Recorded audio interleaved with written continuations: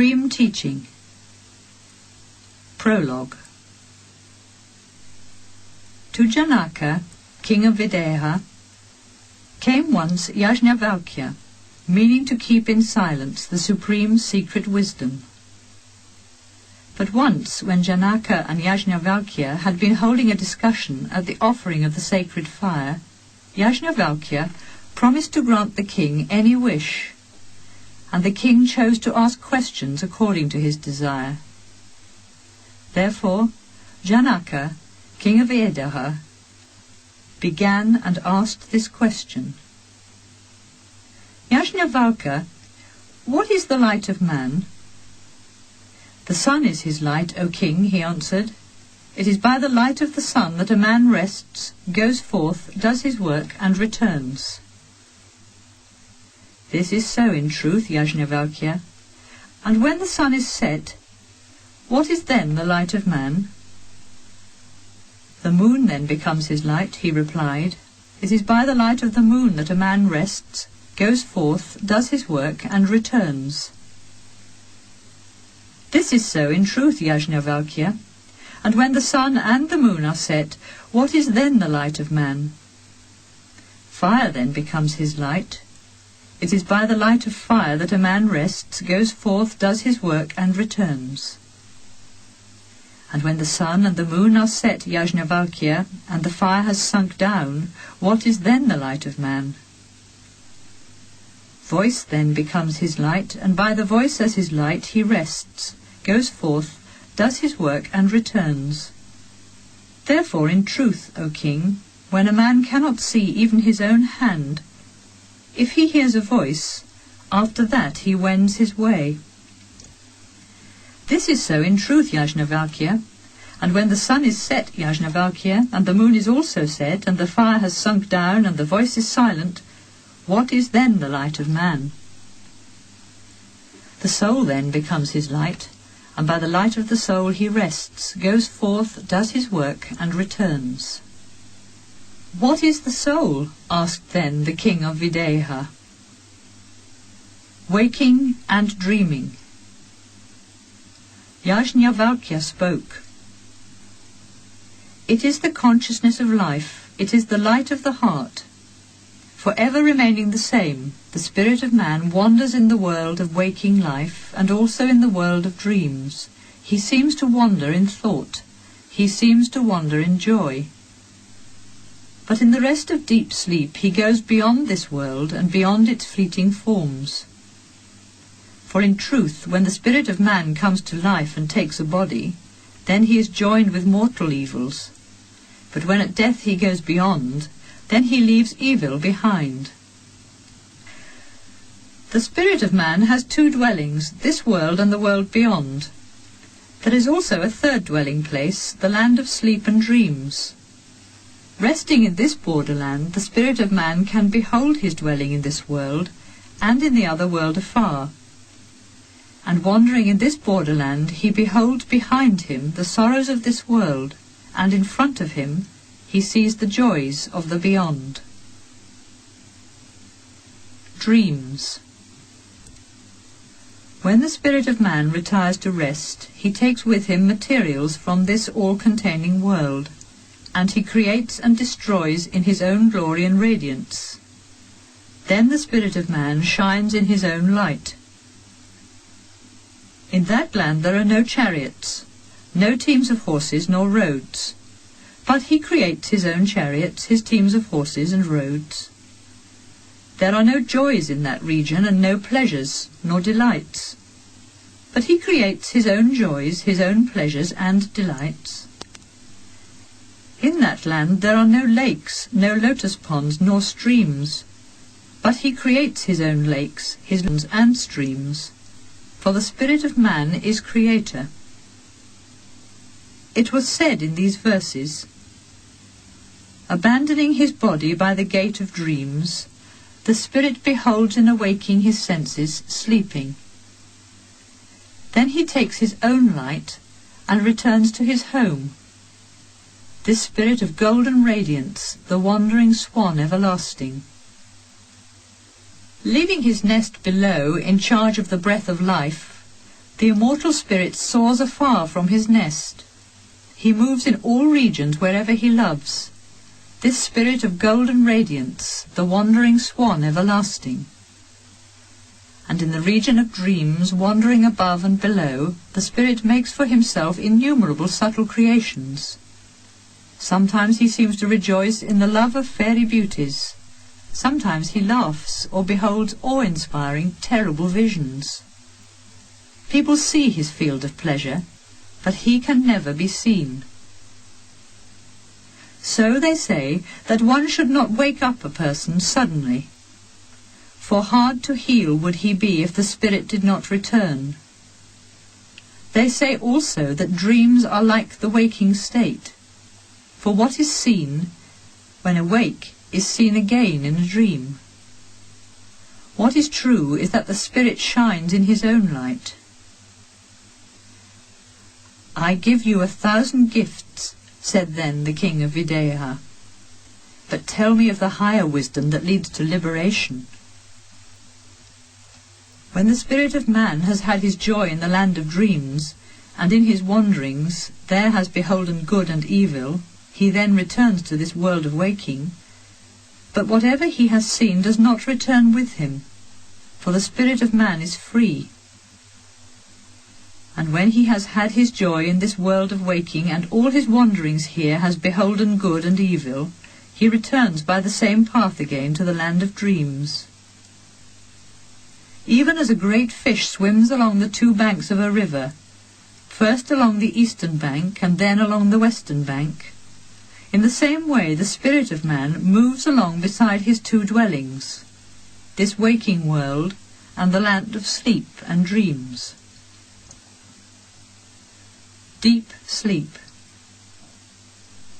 Even as a falcon or an eagle, after soaring in the sky, folds his wings for he is weary and flies down to his nest, even so the spirit of man hastens to that place of rest where the soul has no desires and the spirit sees no dreams. What was seen in a dream, all the fears of waking, such as being slain or oppressed, pursued by an elephant or falling into an abyss, is seen to be a delusion. But when, like a king or a god, the spirit feels I am all, then he is in the highest world. It is the world of the spirit, where there are no desires. All evil has vanished, and there is no fear. As a man in the arms of the woman beloved feels only peace all around, even so the soul in the embrace of Atman, the spirit of vision, feels only peace all around. All desires are attained. Since the spirit, that is all, has been attained, no desires are there, and there is no sorrow. There a father is a father no more, nor is a mother there a mother. The worlds are no longer worlds, nor the gods are gods any longer. There the Vedas disappear, and a thief is not a thief, nor is a slayer a slayer. The outcast is not an outcast, nor the base-born a base-born. The pilgrim is not a pilgrim, and the hermit is not a hermit, because the spirit of man has crossed the lands of good and evil, and has passed beyond the sorrows of the heart. There the spirit sees not, but though seeing not, he sees. How could the spirit not see if he is the all? But there is no duality there, nothing apart for him to see. There the spirit feels no perfumes, yet feeling no perfumes he feels them. How could the spirit feel no perfumes if he is the all? But there is no duality there, no perfumes apart for him to feel. There the spirit tastes not, yet tasting not he tastes. How could the spirit not taste if he is the all? But there is no duality there, nothing apart for him to taste. There the spirit speaks not, yet speaking not he speaks. How could the spirit not speak if he is the all? But there is no duality there, nothing apart for him to speak to. There the spirit hears not, yet hearing not he hears. How could the spirit not hear if he is the all? But there is no duality there, nothing apart for him to hear. There the spirit thinks not, yet thinking not he thinks. How could the spirit not think if he is the all? But there is no duality there, nothing apart for him to think. There the spirit touches not, yet touching not he touches. How could the spirit not touch if he is the all? But there is no duality there, nothing apart for him to touch. There the spirit knows not, yet knowing not he knows. How could the spirit not know if he is the all? But there is no duality there, nothing apart for him to know. For only when there seems to be a duality, there one sees another. One feels another's perfume, one tastes another, one speaks to another, one listens to another, one touches another, and one knows another. But in the ocean of spirit, the seer is alone, beholding his own immensity. This is the world of Brahman, O king. This is the path supreme. This is the supreme treasure. This is the world supreme. This is the supreme joy. Only a portion of that joy all other beings live.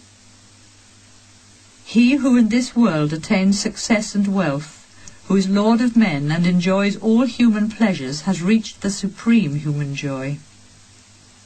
But 100 times greater than the human joy is the joy of those who have attained the heaven of the ancestors. 100 times greater than the joy of the heaven of the ancestors is the joy of the heaven of the celestial beings. 100 times greater than the joy of the heaven of the celestial beings is the joy of the gods, who have attained divinity through holy works.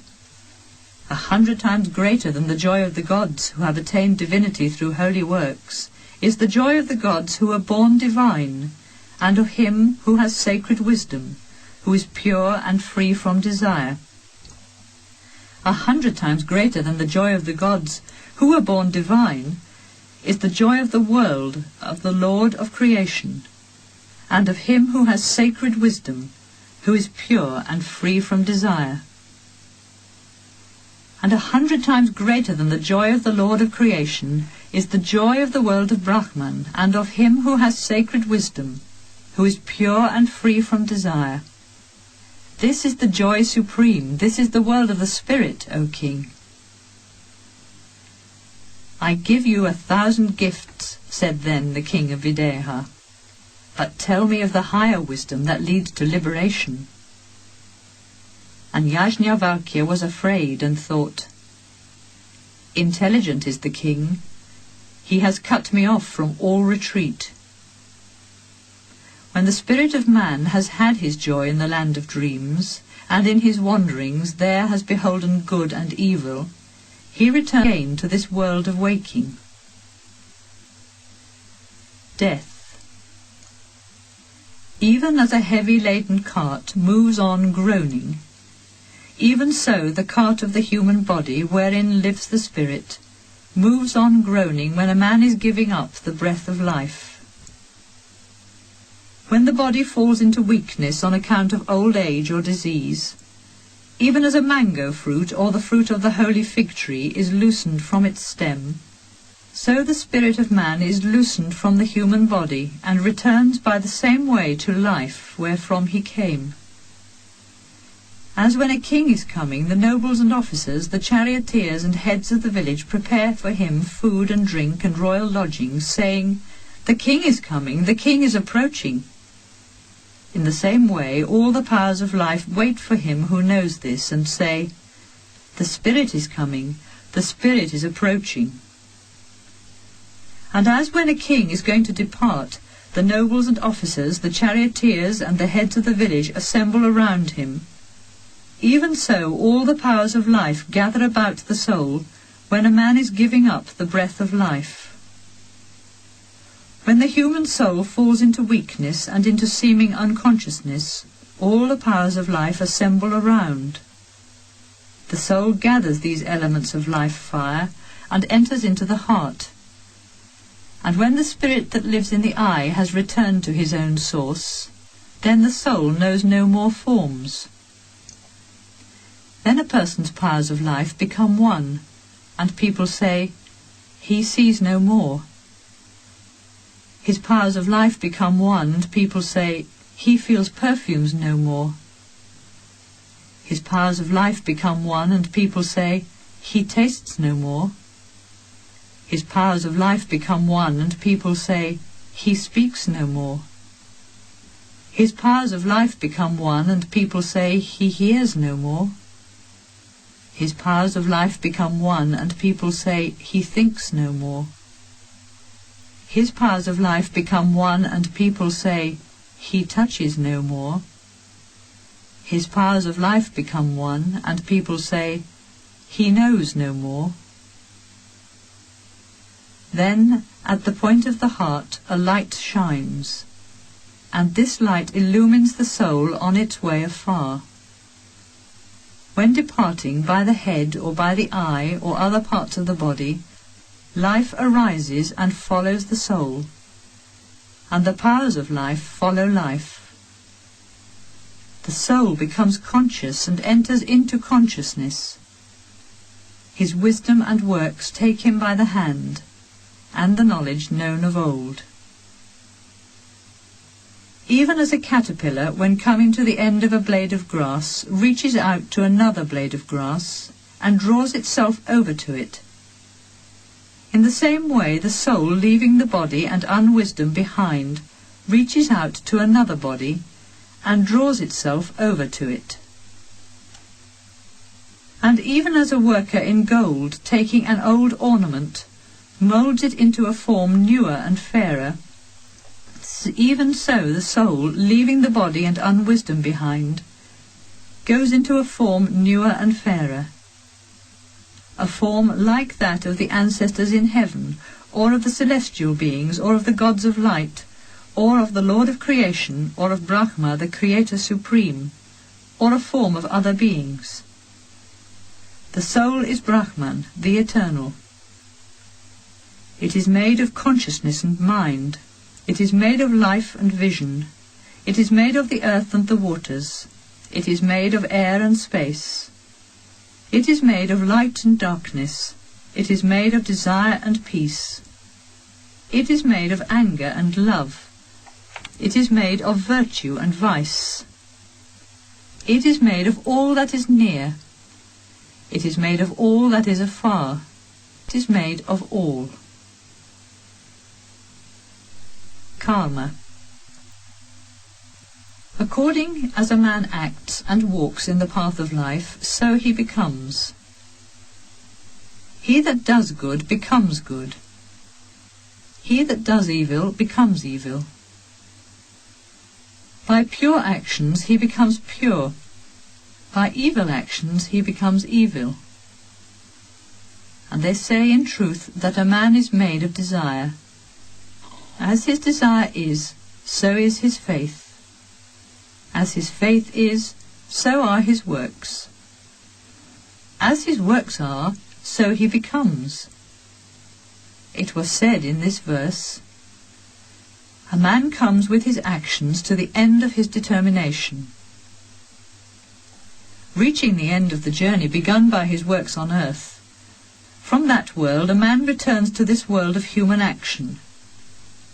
Thus far for the man who lives under desire. Liberation. Now as to the man who is free from desire.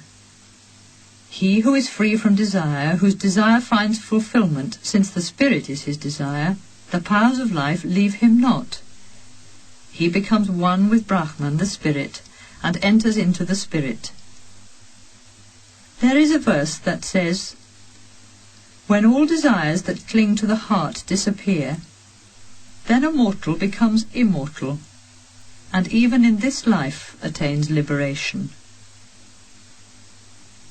As the slough of a snake lies dead upon an ant-hill, even so the mortal body.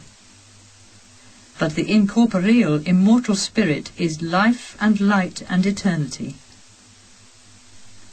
Concerning this are these verses.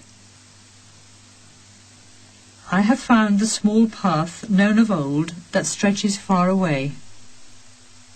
By it the sages who know the Spirit arise to the regions of heaven, and thence beyond to liberation.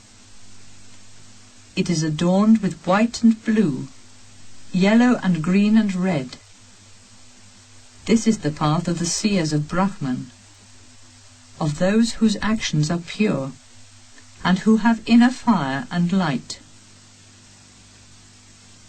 Into deep darkness fall those who follow action. Into deeper darkness fall those who follow knowledge. There are worlds of no joy, regions of utter darkness. To those worlds go after death those who in their unwisdom have not wakened up to light. When awake to the vision of the Atman, our own self, when a man in truth can say, I am he, what desires could lead him to grieve in fever for the body?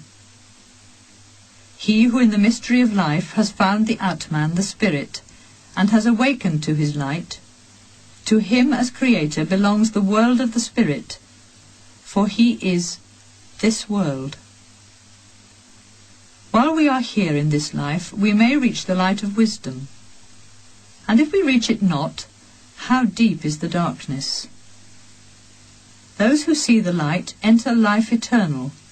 Those who live in darkness enter into sorrow. When a man sees the Atman, the Self in him, God himself, the Lord of what was and of what shall be, he fears no more. Before whom the years roll, and all the days of the years. Him the gods adore as the light of all lights, as life immortal. In whom the 5 hosts of beings rest, and the vastness of space, him I know as Atman immortal, him I know as eternal Brahman. Those who know him, who is the eye of the eye, the ear of the ear, the mind of the mind, and the life of life, know Brahman from the beginning of time. Even by the mind this truth must be seen. There are not many, but only one. Who sees variety and not the unity wanders on from death to death. Behold then, as one, the infinite and eternal one, who is in radiance beyond space, the everlasting soul never born. Knowing this, let the lover of Brahman follow wisdom. Let him not ponder on many words, for many words are weariness. Yajnavalkya went on. This is the great Atman, the spirit never born, the consciousness of life. He dwells in our own hearts as ruler of all, master of all, lord of all. His greatness becomes not greater by good actions, nor less great by evil actions. He is the Lord Supreme, sovereign and protector of all beings, the bridge that keeps the worlds apart, that they fall not into confusion. The lovers of Brahman seek him through the sacred Vedas, through holy sacrifices, charity, penance and abstinence. He who knows him becomes a Muni, a sage. Pilgrims follow their life of wandering in their longing for his kingdom. Knowing this, the sages of old desired not offspring. What shall we do with offspring, said they, we who possess the spirit, the whole world? Rising above the desire of sons, wealth, and the world, they followed the life of the pilgrim. For the desire of sons and wealth is the desire of the world, and this desire is vanity. But the spirit is not this, is not this. He is incomprehensible, for he cannot be comprehended. He is imperishable, for he cannot pass away. He has no bonds of attachment, for he is free, and free from all bonds, he is beyond suffering and fear. A man who knows this is not moved by grief or exultation on account of the evil or good he has done. He goes beyond both. What is done or left undone grieves him not. This was said in this sacred verse. The everlasting greatness of the seer of Brahman is not greater or less great by actions. Let man find the path of the spirit. Who has found this path becomes free from the bonds of evil. Who knows this and has found peace, he is the Lord of himself. His is a calm endurance and calm concentration. In himself he sees the spirit, and he sees the spirit as all. He is not moved by evil, he removes evil. He is not burned by sin, he burns all sin. And he goes beyond evil, beyond passion, and beyond doubts, for he sees the eternal. This is the world of the spirit, O king. Thus spoke Yajnavalkya. O master, yours is my kingdom, and I am yours, said then the king of Videha. Epilogue. This is the great, never-born spirit of man, enjoyer of the food of life and giver of treasure. He finds this treasure who knows this. This is the great, never-born spirit of man, never old and immortal. This is the spirit of the universe, a refuge from all fear.